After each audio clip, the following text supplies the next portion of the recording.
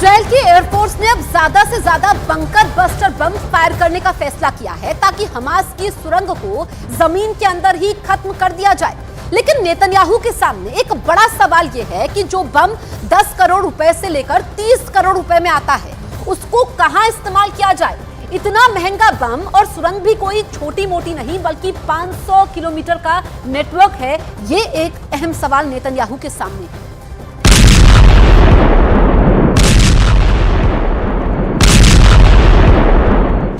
Hamas की सुरंग का नेटवर्क कहां तक फैला हुआ है, इसके बारे में इजराइल की खुफिया एजेंसी मोसाद तो पहले ही पूरी तरह फेल साबित हो चुकी है। वैसे हमास की सुरंगों के नेटवर्क को खत्म करने के लिए इजराइल की एयरफोर्स 3 तरह के बम इस्तेमाल कर सकती है और नेतन्याहू के ऑर्डर पर यह कोशिश लगातार कर भी रही है।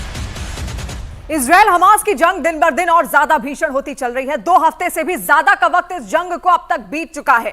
हमास पूरी तैयारी के साथ इजराइल पर उसने चढ़ाई की, लेकिन इजराइल के पास भी पूरी तैयारी थी। इजराइल के पास 3 तरह के बड़े बम हैं जिनका जिक्र हम यहां पर करेंगे और आपको समझाएंगे कि आखिर ये बम कितने शक्तिशाली है। सबसे पहले आपको दिखाते हैं इजराइल का GBU-28 बंकर बस्टर बम। ये एक ऐसा बम है जो कि 6 मीटर मोटी कंक्रीट की परत को पार कर सकता है और उसके बाद जो धमाका होता है वो सबसे ज्यादा विनाशकारी होता है। ये सुनकर कोई भी दुश्मन और गहरी सुरंग यहां पर बनाना चाहेगा तो आप समझिए जो पहला इसके पास जो बम है ये बंकर बस्टर बम है, जो कि पृथ्वी की सतह से अगर बहुत अंदर तक भी कंक्रीट की मोटी परत वहां पर होगी उसको भी नष्ट कर सकता है। तो उसका भी तोड़ यहां पर हाजिर है, क्योंकि इसके अलावा एक और बम है, इसका नाम है GBU-72 जो 30 मीटर मोटी कंक्रीट को भेद सकता है और उसके बाद इस बम का ब्लास्ट होता है। किसी भी दुश्मन की रूह यहां पर कांप जाएगी तो मुमकिन है वो और गहरी सुरंग यहां पर बनाएगा।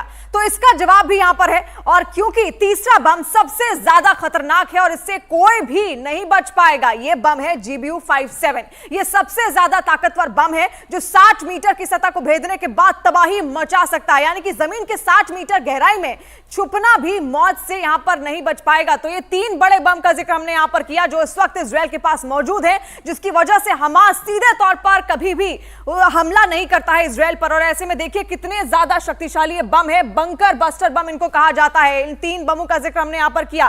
पृथ्वी की सतह से कितना भी अंदर क्यों ना हो, कितनी भी गहराई पर क्यों ना हो, लेकिन ये उसको पूरी तरीके से नेस्तनाबूद कर सकता है, टारगेट को नष्ट कर सकता है।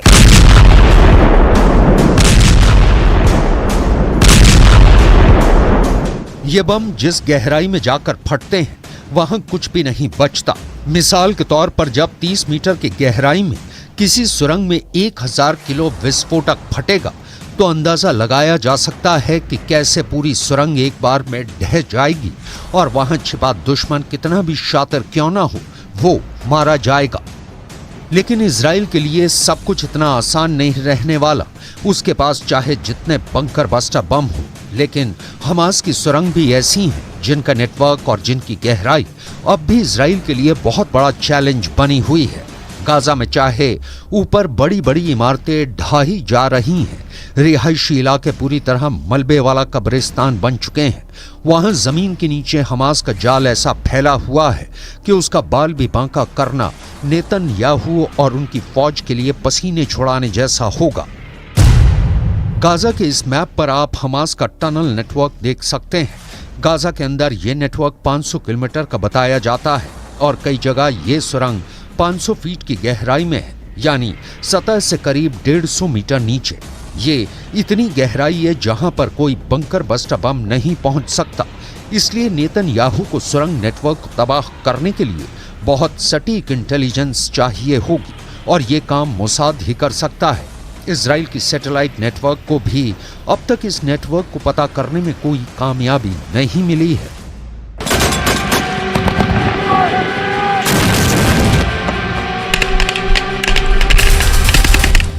फिलहाल इजराइल के सामने गाजा के अंदर हमास सबसे बड़ा दुश्मन है, तो गाजा के बाहर हिजबुल्लाह ताक लगाए बैठा है कि कब इजराइल पर हमला किया जाए। यही वजह है कि इजराइल और लेबनान के बॉर्डर पर इस वक्त ऐसी आग लगी हुई है जो पूरे पश्चिम एशिया को अपनी जद में ले सकती है। हालांकि इस वक्त हिजबुल्लाह की रणनीति को लेकर इजराइल थोड़ा हैरान है। इजराइल के ठिकानों पर हमले के बाद जवाबी कार्रवाई हुई तो हिजबुल्लाह के 24 लड़ाके मारे गए। कहा जा रहा है कि हिजबुल्लाह ने अब खामोश रहने का फैसला किया है और ये भी रिपोर्ट है कि ईरान के कहने पर हिजबुल्लाह ने तय किया है कि कोई बड़ा एक्शन नहीं लिया जाएगा, लेकिन अमेरिका और इजराइल इसे ईरान की तरफ से आ रहे बड़े तूफान के तौर पर देख रहे हैं। ऐसा तूफान जिसमें हिजबुल्लाह अब तक का सबसे बड़ा हमला कर सकता है।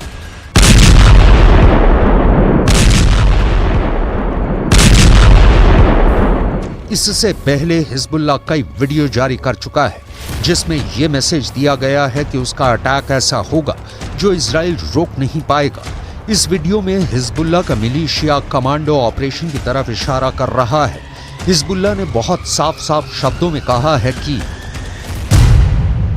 अगर इजराइल की सेना फिलिस्तीन के गाजा में घुसी तो वो उत्तरी सीमा की तरफ से इजराइल पर चढ़ाई कर देगा। इजराइल और लेबनान के बीच करीब 130 किलोमीटर लंबा बॉर्डर है और यहाँ संयुक्त राष्ट्र की शांति सेना तैनात रही है। इसमें भारत की फौज भी शामिल है। इस वक्त इजराइल को गाजा से ज्यादा इस बॉर्डर की टेंशन है, क्योंकि अगर इजराइल गाजा में घुसा तो हिजबुल्लाह उत्तर की तरफ से इजराइल से हमला बोल देगा। एक हफ्ता बहुत खूनी बीता, लेकिन अब जैसे इजराइल और लेबनान का बॉर्डर ठंडा नजर आ रहा है, क्या ये वाकई बड़े तूफान से पहले की बड़ी खामोशी है? अगले 2 दिन इस युद्ध में बहुत अहम होने जा रहे हैं, क्योंकि गाजा में 5000 मौतों के बाद गुस्सा तो पूरे पश्चिम एशिया में भड़क चुका है।